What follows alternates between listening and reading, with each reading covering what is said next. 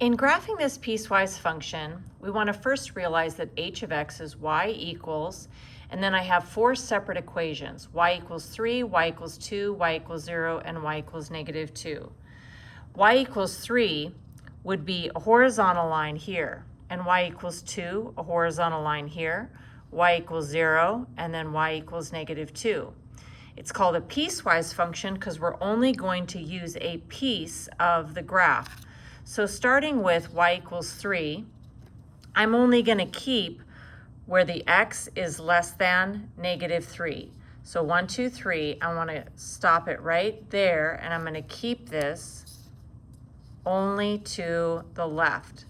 Okay, so I'm only going to keep that part. And then I've got at negative 3, so 1, 2, 3, up here at 3. So it's going to be an open dot, and I'm keeping the left side. Okay, here y equals 2. Y equals 2 is this horizontal line, but we're going to keep between negative 3 and negative 1. So between negative 3 and negative 1. So I want to keep of this line that would go straight across from negative 3, and I'm going to keep it solid dot to negative 1, solid dot. And so of the y equals 2, I'm only keeping between negative 3 and negative 1 solid dots because they're underlined. Okay, then of y equals 0, we're going to keep between negative 1 and positive 1. So keeping between negative 1 and positive 1, I'm going to have an open dot here and a closed dot here, and run that in between. Okay. Then this one here, y equals negative 2, is that horizontal line, but we're going to keep where x is greater than 1. So of that line, I'm going to, I was just looking for my other pen.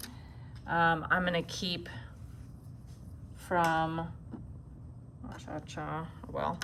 I'm going to keep from 1, 2, okay, so here I'm gonna have an open dot, and then I'm going to the right.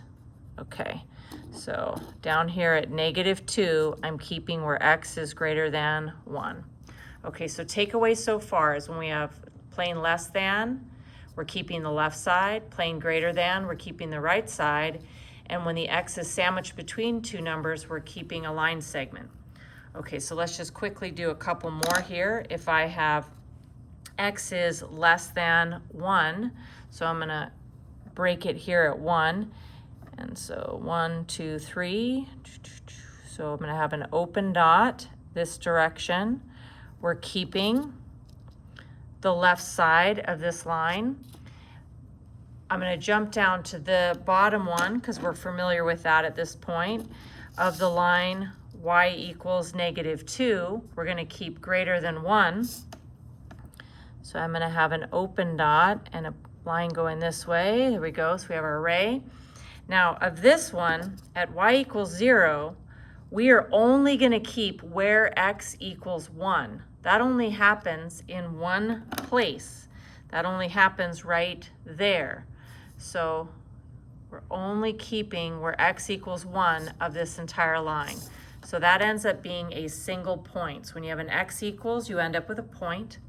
Okay, now finally, this one looks like this one. So of the line y equals 3, okay, so here's a graph of y equals 3, horizontal line.